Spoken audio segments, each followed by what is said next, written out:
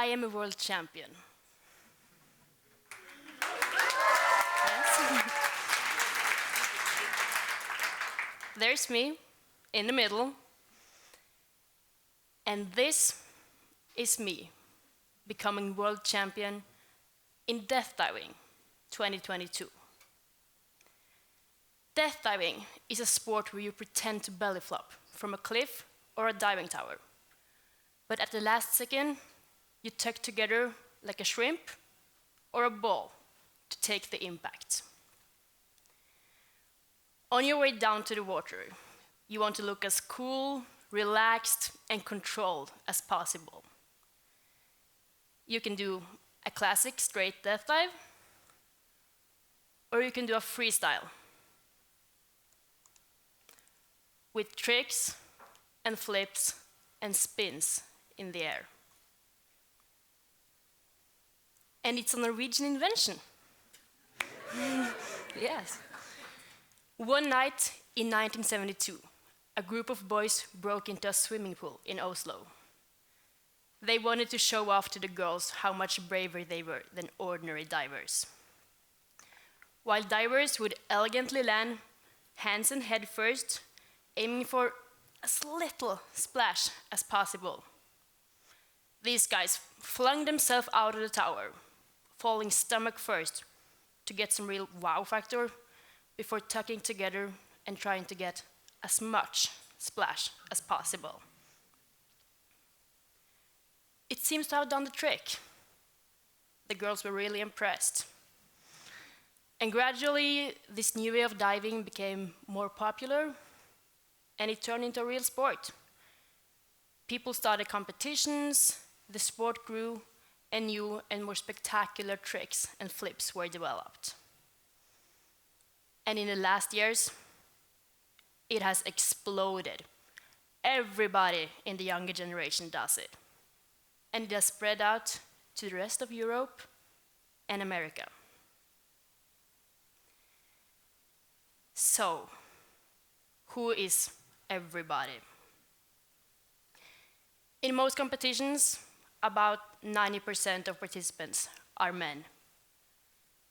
And in the World Championships, where women and men compete separately, there are 24 places in each of the divisions.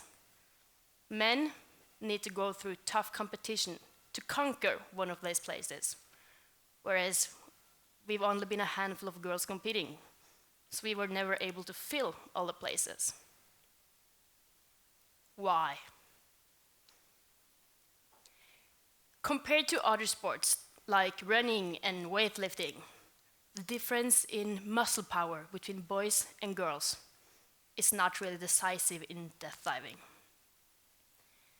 So if it's not in the muscles, it must be in the head. Imagine a group of teenagers hanging out on a cliff, enjoying a fine summer's day. The cliff is about 10 meters above the water. Suddenly somebody says, "Wouldn't it be cool to jump off the cliff into the water?" At that moment, one boy and one girl are standing on the edge, looking down. They can both feel their stomach clenching and can already feel the adrenaline starting to pump.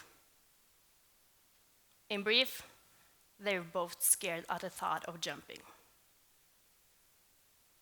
What will happen? Will they jump? More likely than not. The boy jumps, the girl doesn't. Why? Most probably, the boy will be encouraged to jump by the others in the group, especially by the other boys. And the girl won't. Because of the others' expectations, the boy has something to lose by not jumping. He will be called a coward, while the girl has nothing to lose by not jumping, because no one is expecting her to. But she can win something by jumping, because people would think she's cool for daring, and she will feel great for overcoming her fears. So why doesn't she just push herself to do it if nobody else does? You know, sometimes it's the fact that someone else suggests it or pushes you that will make the difference between a jump or a pass. But I'm a girl. How come I jump? How did I overcome that hurdle the first time? I am lucky. I have a little brother, 2 years my junior. We both like to test our limits and are very competitive. He has never seen me as a girl. He has never doubted that I can do anything he can do. He has always had expectations to me, and he pushes me. And in return, I push him. And this way, we've played each other better in everything we do. One day, he came home bragging that he had done an 8-meter-high death dive from a cliff nearby. That left me no choice. Out to the cliff I went, and off the cliff I went. And suddenly, I had done my first ever death dive. Our parents have also been very supportive. They have never held us back. And most importantly for me, they didn't make the girl-boy difference when it came to our activities. Would I be a death diver without them? Maybe, but I can assure you that my brothers pushing me has helped me a lot. Most girls are much braver than they think. They just haven't found out yet. Girls need to be pushed. Girls want to be pushed. It helps us to improve, to develop our skills, to feel mastery. It is when you push us that we can find out how much more we can do than we thought we could. But why are people so reluctant to push a girl? Maybe because they don't want to feel responsible if she gets uncomfortable, or if something goes wrong and she gets hurt. But I think the main reason is because they're simply not used to doing it. It seems like most people think girls just want to stand back and watch. I can assure you that is not the case. Now, this is not about pushing everybody to do everything. That would be stupid. That would be dangerous. You should never push anybody too far for the wrong reasons. It is not about forcing someone to do something they really don't want to, or that is way above their skill level. It is not about parents pushing their children because they want to be the mother or the father of a champion. The only right reason to push somebody to do something scary is if you can say, I know you're able to do this, and that deep inside you want to, and I know it will make you happy.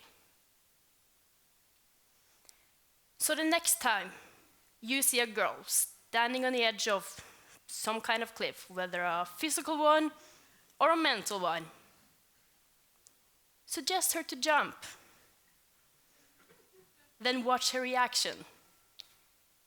If she seems open to the idea, but unsure whether she dares, don't be afraid to give her a little push. She will be grateful for it. I have been death diving for 2.5 years.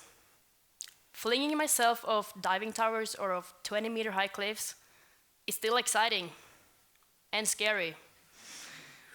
But the scariest thing for me is what I am doing at this very moment. When I was asked to speak here, I was that little girl, standing on the edge of the cliff. And I wasn't ready to take the plunge by myself. Someone in TEDxTrondheim believed I could do it. And they believed it would make me happy. They pushed me. They were right. Thank you.